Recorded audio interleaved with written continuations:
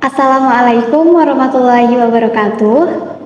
Perkenalkan, nama saya Marsa Aulia Rahma dengan NIM 2450210019 dari kelas A1 MBR.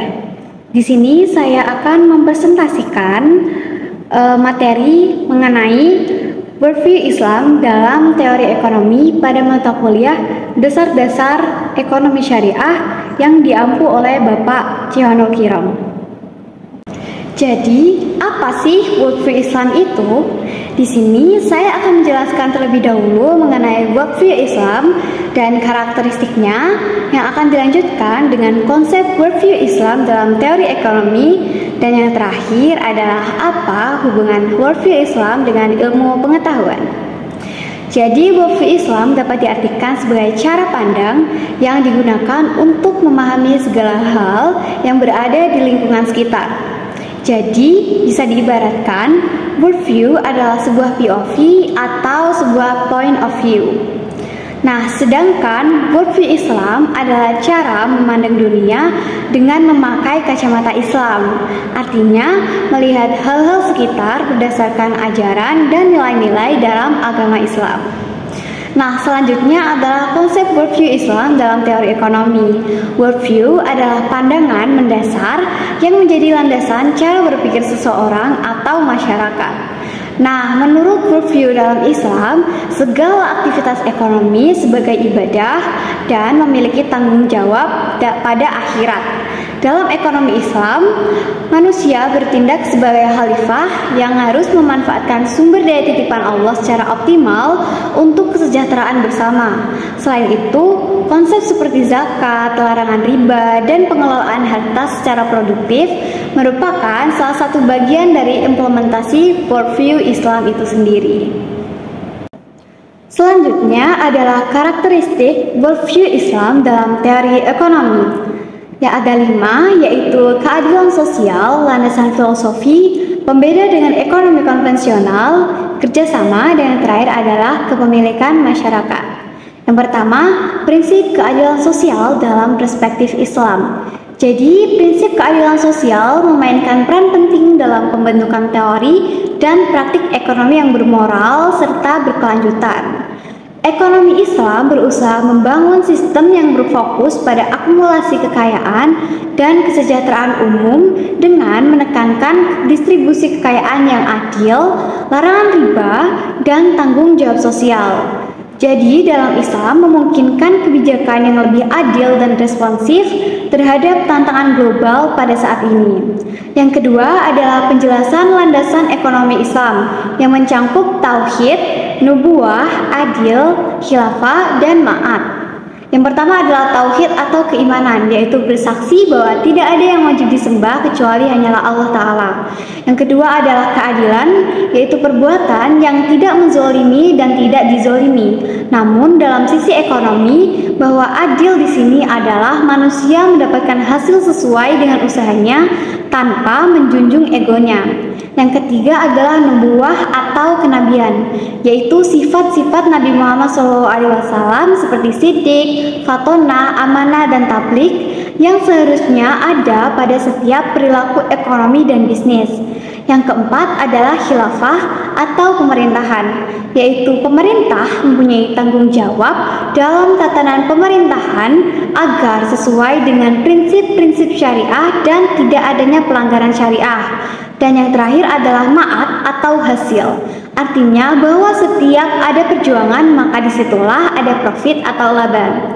Yang ketiga adalah pembeda dengan ekonomi konvensional. Secara singkat, ekonomi konvensional berfokus pada keuntungan maksimal tanpa terikat aturan agama menggunakan sistem bunga. Sedangkan ekonomi syariah berlandaskan syariat Islam yang menekankan keadilan dan kehalalan serta melarang riba atau bunga.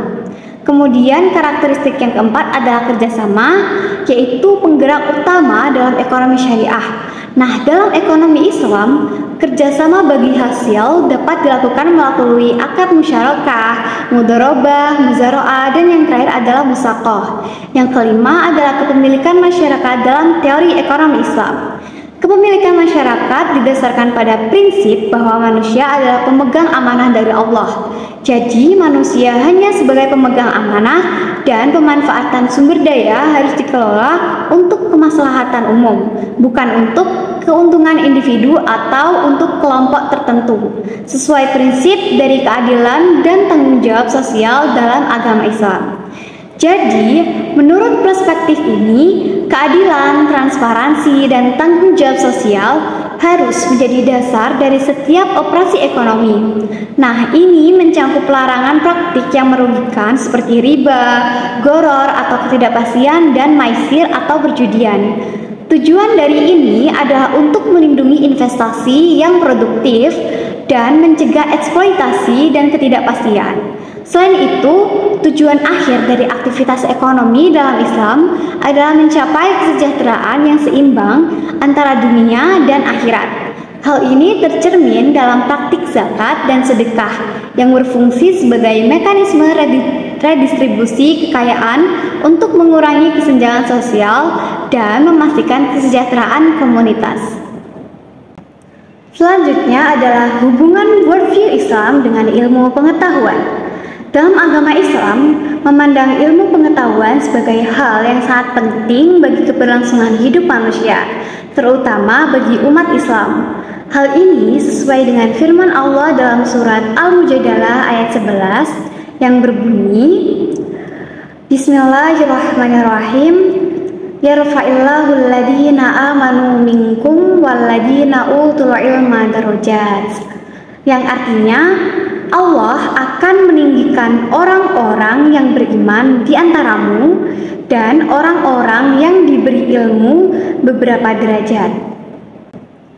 Dapat dilihat dari ayat tersebut yang menyebutkan bahwa Allah akan mengangkat derajat bagi orang yang beriman dan berilmu. Jadi dapat disimpulkan bahwa agama Islam tidak menentang ilmu pengetahuan, tetapi justru menganjurkan umat Islam untuk menuntut ilmu dalam konteks yang tidak menyimpang dari ajaran agama dan syariat agama Islam seperti ilmu ekonomi Islam. Nah, worldview Islam mendorong pengembangan ilmu pengetahuan, termasuk dalam bidang ekonomi, dengan tetap berlandaskan nilai-nilai agama. Misalnya, penelitian ekonomi syariah yang berfokus pada solusi beretika seperti zakat untuk mengatasi kemiskinan atau pengembangan investasi yang berkelanjutan. Hal ini membedakan pendekatan ekonomi Islam dari kapitalisme Barat yang seringkali lebih materialistis. Nah, segala teori dan praktik dalam ekonomi Islam tidak dapat dipisahkan dari prinsip-prinsip Islam secara keseluruhan, seperti tauhid, keesaan Allah, keadilan, kesejahteraan bersama, dan keimbangan sosial.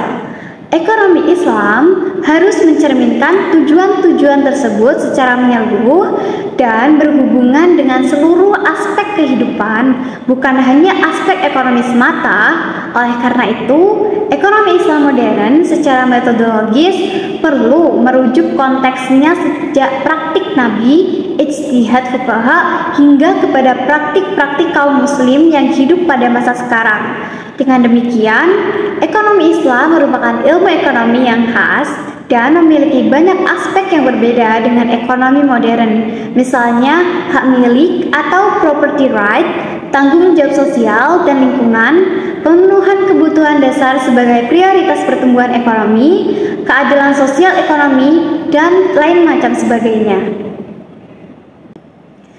Kesimpulan yang didapatkan dari penjelasan tadi adalah worldview Islam dalam teori ekonomi didasarkan pada pandangan bahwa semua aspek kehidupan, termasuk ekonomi, harus selaras dengan nilai-nilai Islam yang berlandaskan Al-Quran dan Sunnah. Konsep utamanya mencakup keadilan, kesejahteraan sosial, kesetaraan, dan tanggung jawab moral. Karakteristik ekonomi Islam meliputi penerapan prinsip-prinsip seperti zakat, larangan riba atau bunga, dan mendorong transaksi yang adil. Dalam hubungannya dengan ilmu pengetahuan, ekonomi Islam menekankan bahwa ilmu harus digunakan untuk kemaslahatan bersama dengan pendekatan secara menyeluruh yang mencakup aspek material dan spiritual dalam mencapai kesejahteraan manusia. Demikian yang dapat saya sampaikan, kurang lebihnya saya mohon maaf. Akhir kata, wassalamualaikum warahmatullahi wabarakatuh.